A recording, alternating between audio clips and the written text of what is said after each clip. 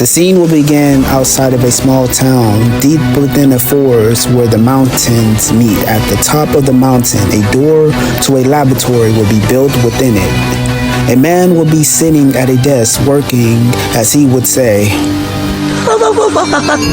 After 29 long years, it's almost done. Unlike the world's greatest scientist, Dr. Giro, I have surpassed his work. And thanks to the Dragon Balls, making my soul the universe's greatest scientist. My new type of androids will be ready. Now let's move months ahead. 4 months after the trip to New Namek, we will come to a house deep in the forest as a young boy named Jahan is laying out in front of the grass looking up into the sky. The clouds would fly by as the sun beams down. Jahan would say to himself, "Where are you, Dad? If you're still out there in space, come home." Having a sad look on his face as his mom watches from the house window. Alyssa will be the name of Jahan's mom. She would be worried about her son as well, wondering where her husband would come home as well. But suddenly Jahan would stand up, sensing a familiar power level as he would say out loud, "No way! It can't be! But how?" Suddenly the phone would start to ring as Alyssa would walk over to pick it up, saying, "Hello? Who is this?" It's me, Alyssa. KT. Can I speak to Jahan? It's an emergency. Oh, hey, KT. Sure, I'll get him. As Alyssa would place the phone down, Jahan walks into the house with a terrible look on his face as his mom would say, "Hey, I was just about to come get you. KT is on the phone. He said it's an emergency." Jahan runs to grab the phone, passing his mom to pick up the phone, saying, "Whoa, KT, tell me you sensed that too." Yeah, I seen it too. I think we might be in big trouble if it turns out to be him. I have a bad feeling about this, KT. A part of me believes it's him. I say we meet up and find out. Sounds good. Meet me en route, past Master Rowan's house. Sounds good. Heading out now. Jahan hangs up the phone and runs to his room to change his clothes. Looking under his bed to pull out a box, within that box would be his Saiyan armor that he had on New Namek.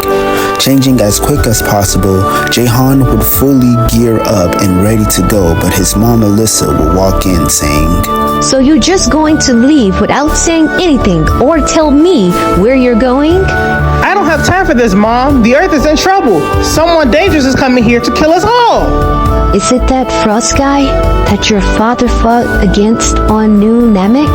Yes, I believe it's him, but how did you know? I know 'cause you have nightmares about him every single night, yelling in your sleep like he's trying to kill you. If that monster is coming here, you have no reason to go. You all that I have. You are my only son. I can't lose you. Seeing his mom pour out in tears, crying, Jahan would hug her while saying, "You're right, Mom. I do have bad dreams about him taking everyone I care about. But at the end, I always find strength to overcome him to win. I will come back. I promise. I love you, Mom." Jahan runs towards the window, jumping out of it, flying off into the sky at top speed. But meanwhile, deep in space, a ship will be sitting in space. Aboard the ship, standing in front of the ship's window, having a perfect view of Earth, as a tail will be swinging back and forth as we get close up to the person, as it would be Frost, grinning and smiling as he look upon the Earth. He would say, "Just look at this pathetic planet.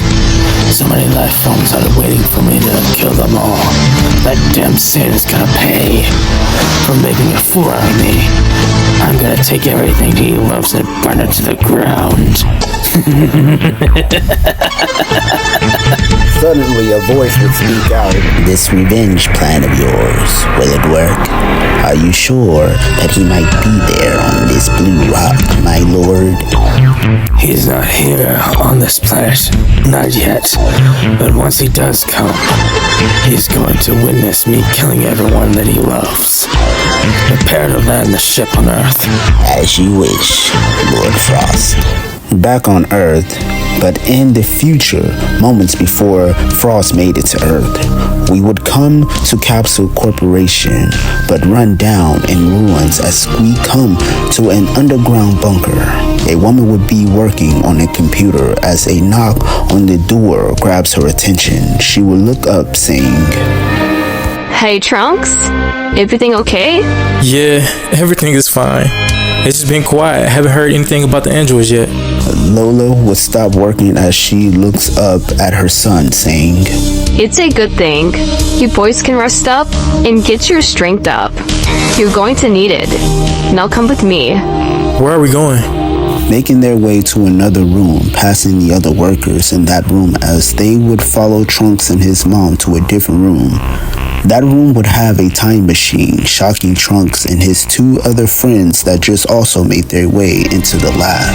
As Lola would say, Look boys, only one person can make the trip to the future and tell them about the androids and when Jayku was coming back from space. So, who it's gonna be? The boys would look at each other as Trunks would step in as he would say, I'll do it, Mom.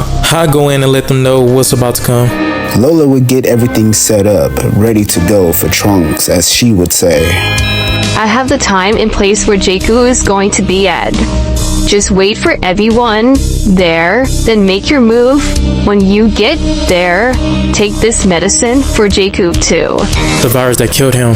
Trunks takes the medicine from his mom and makes his way to the time machine. As everything is ready to go, the top hatch starts to close as he waves goodbye.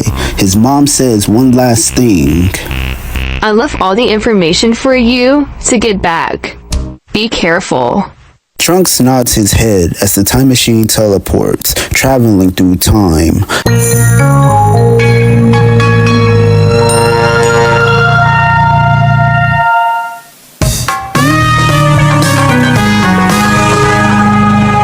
Back to the year before the androids arrive, appearing out of nowhere. The time machine would land safely as the hatch would open. Trunks would step out, checking the area as he senses Frost's power level before heading out, as he would say, So this is the past. I can sense Frost's power from here. He must be in space still. From what my mother told me, Frost's ship should be landing soon. Due west. I better hurry up and get there. Trunks would fly up. We would come back to see Jahan and KT meeting up with each other as KT would be waiting as he would say, It's about time you got here. Sorry about that. Had to talk with my mom. It's all good, bro. I'm sure she just wants you to be safe. Let's go. He would blast off at top speed across the ocean as we flip the scenes with two others standing and waiting as one of them would say, I can't believe that idiot. He had the power of a legendary warrior, the power of a Super Saiyan, and he couldn't get the job done? When you first told me when he became a Super Saiyan, I thought you was batshit crazy and just seeing things. But the more you describe it got me thinking, maybe we too can become Super Saiyans. I'm talking about Frost and that idiot Bardock, and you bring up becoming a Super Saiyan? I get what you are saying, and you're right. That clown Burdock should have killed Frost, but he didn't. Now we have to deal with him. Once I kill him, I will become a Super Saiyan, with you or without you. Very well then, I'll become a Super Saiyan, just like when I first fought against Frost. I felt that power, but couldn't fully tap into it. But this time, I will. Vegito would have an irritating look on his face as he looks over his shoulders to see a familiar face as he would say, Damn Namekian, stop eavesdropping. I know you can hear everything we're saying. Great, that Namekian is here too. I know I felt his presence close by. The Namekian that goes by the name Pain would add in his own words, saying, You know what, Vegito? You're right. I can hear every word you both were saying. Think, you both can reach the level of a Super Saiyan is out the window. Both of you are full of hatred. From what I've learned about your legendary warrior from the 10th Kai, you will have to be pure-hearted and calm-minded to become something you both will never become. Hearing that would upset Vegito and Reef. Jahan and KT would land in midst of them arguing, being welcomed by their other friends, Adrian, Anthony, and Layla. Jahan and KT wouldn't be happy with Layla being there. Wait, Lola? Why are you here? It's going to get really dangerous. Well, that's because I never got to meet Frost, so I want to see y'all beat the crap out of him. But before KT would say anything, a massive power level would be felt out of nowhere, leaving everyone in shock as they look up in the air to see Frost's ship. Meanwhile, the boy from the future would suppress his power level, finally making it to his destination as he would wait to see what happens now that Frost's ship has arrived. What is going to happen now, and how would our heroes overcome this threat named Frost? Find out on the next episode of Saiyans. Episode 2, We Can't Win. A new Super Saiyan appears.